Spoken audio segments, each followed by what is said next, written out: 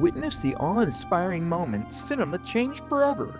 Discover how Star Trek II's groundbreaking CGI brought new worlds and dreams to life for the first time.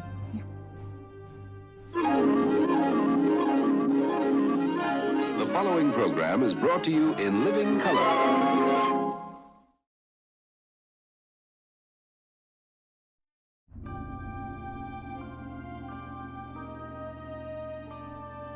The Lucasfilm Graphics project created two sequences for the movie Star Trek II. First is the retina identification scheme of Admiral Kirk's eye. Each frame of this sequence required an entire assembly line of programs. For example, the frame being generated in this animation uses 50 such programs. The source material is a digitized photograph of one of our retinas.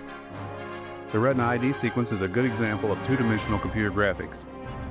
After Kirk successfully passes the eye test it represents, he is allowed to see the so-called Genesis demo videotape. The contents of this tape, which are key to the movie, is the other sequence created by the graphics project. It is edge-of-the-arc, three-dimensional computer graphics. We fly toward a dead moonlight planet, shown here in the real-time line drawing form which we used to design the complex camera maneuver.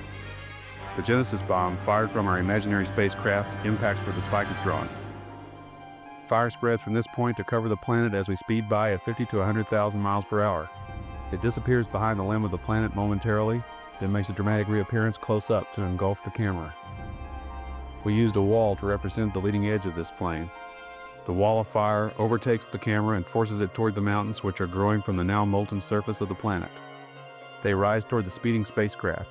Early on, we actually hit a mountain. The mountains cool from rise, immersing on mountain peaks. The atmosphere thickens. As we pull away from the planet, we notice it has become alive and Earth-like. This is the so-called Genesis effect, on which the plot turns. It is a powerful and coveted phenomenon which instantaneously transforms death into life. To convey the notion of the Genesis effect, we chose to use the visual language of a planetary flyby.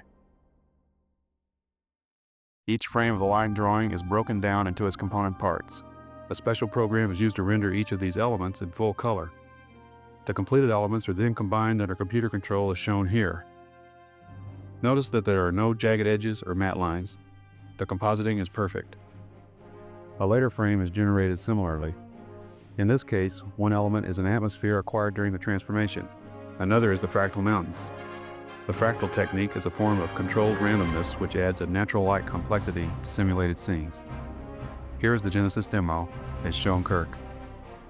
The stars have their proper color and magnitude and are as seen from the nearby solar system of the star Epsilon Indi. Watch for motion blur of the stars.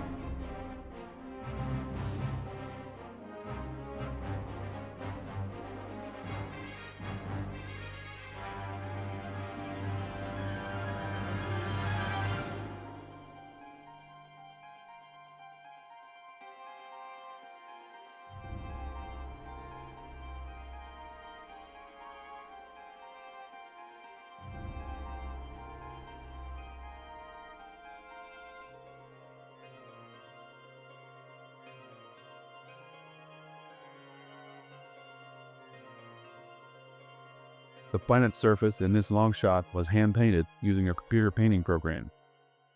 The Big Dipper, coming into view at bottom left, has an extra star in it. It's our sun, as seen from Epsilon Indi.